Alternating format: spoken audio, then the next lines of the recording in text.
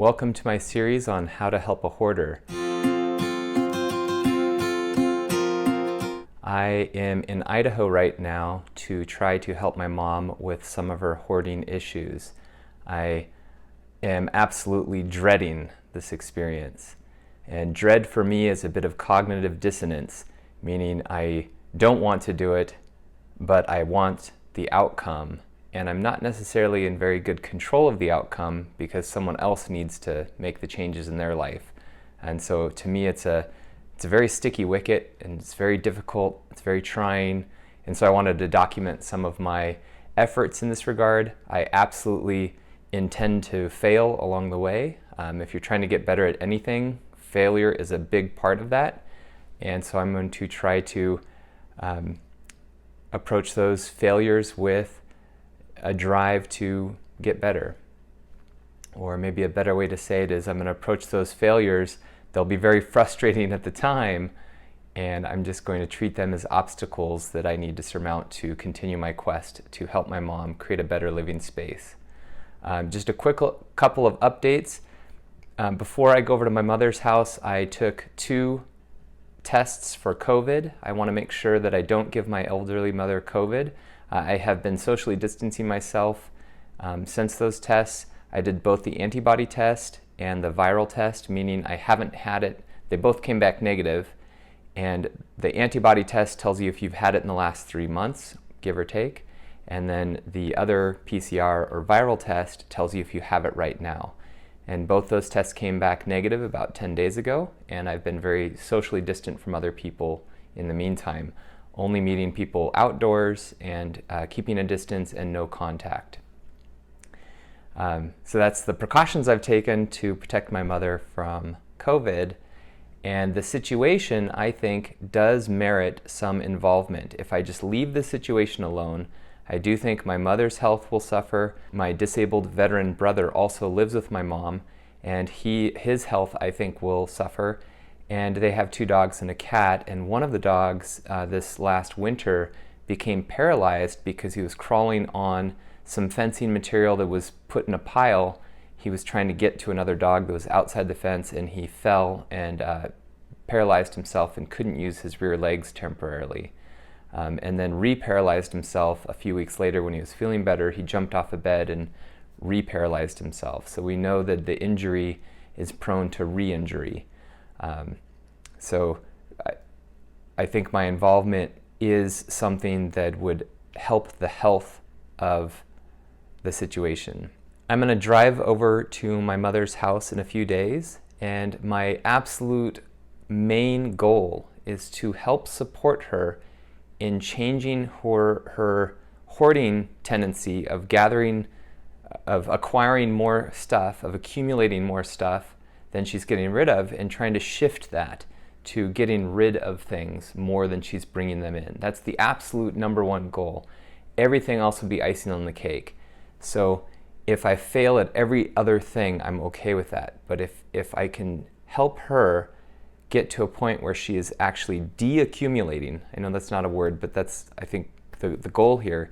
If she gets to a point, it doesn't have to be fast. If she's just getting rid of a little bit of a stuff more than she's bringing in and reverses that accumulation process, that would be an absolute 100% success.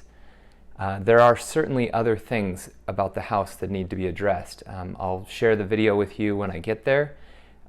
We've done a lot of work in the past, so it doesn't look nearly as bad as it did before, and I'm very excited about that. But the house still has too much stuff, and the breathing air, the air quality inside the home is not very healthy.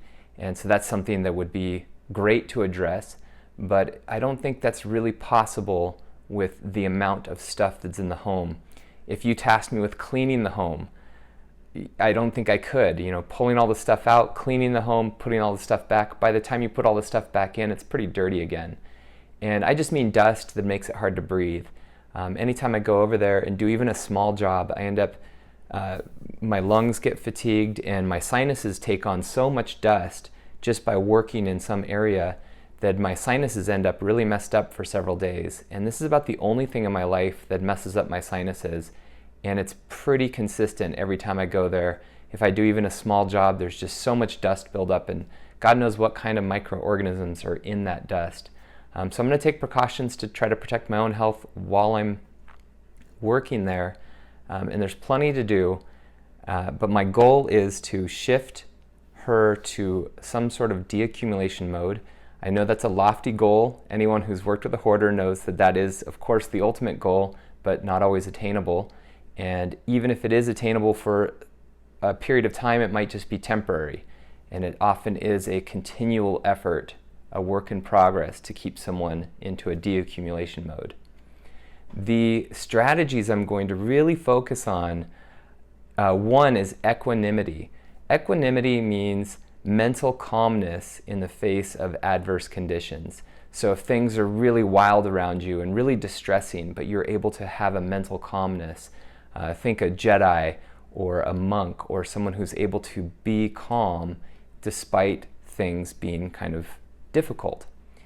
So that's something on me. I need to really focus on that, because some things that I see there will be really distressing for me. Seeing the dog with the paralyzed legs, that'll be very distressing and hard for me to witness. Any sort of coughing from my mother, these are things that I know are preventable if we could clean the house. And so it's hard for me to maintain that mental calmness. So that's something I'm going to work on. The second thing I want to work on while I'm there is focusing on what she has done, my mom has done. So it's very important not to just point out areas for improvement, but instead focus on building on what she's already done. So she has done a couple of things this summer, and I really want to build on that. And she is identified this as something she wants. She wants to be supported and acknowledged in this way. So it's not just coming from me and the research on the internet. This is also coming directly from her as a way that she wants to feel supported. She wants some acknowledgement for what she's doing. And so I'm really excited to go and try to focus a little bit on what she's accomplished, and not so much on, wow, the endless task list of ways to improve a home. So those are my main two strategies. And then a third thing I want to do just while I'm there is recognize this is life, and I don't know how many visits I have left with my mother. I don't know how many visits I have left with my disabled veteran brother, or the two dogs, or the cat. And I want to recognize that this is an opportunity to just spend time with them and to just be. And who knows if there's so many different things that can happen in life that you never know if you're going to have another experience with someone. And I think with our parents, often we just assume we're going to have more experiences with them. And I want to get away from that and really just cherish the moment and try to be in the moment. Even if that moment is challenging, relish that challenge and recognize that that is life. Life is happening right now in this moment. And so when I'm there, I want to be in the moment as much as possible. And it's easy to obsess when you're trying to work with a hoarder. It's very easy to get obsessed on all the stuff, because there's stuff everywhere and it's overwhelming. And it's going to be something I'm going to work on to try to be present with myself in the beings, my mother, my brother, the two dogs, the cat, and be present for that and relish that in some way. Despite all the different feelings I might be feeling that might be uncomfortable, just really relish those uncomfortable feelings too. Of course, joy is easy to relish, but is frustration easy to relish? No, it's not. It's very challenging, but my goal will be to relish all of it, all of those human emotions I'm going to experience, and all of those interactions I'm going to have, just trying to be present. It's going to be fun to take you along for the ride. Your comments will really help me give feedback that's more relevant to what you might be going through with your own hoarding relatives or friends, if you're trying to help someone, or if you have a hoarding issue yourself. Your comments would be so helpful for me to gain perspective. And if you hit the like button, that helps me know that this type of video is helpful to people. And of course, the subscribe button if you want to see the train of videos I'm about to provide. Thanks very much for your time.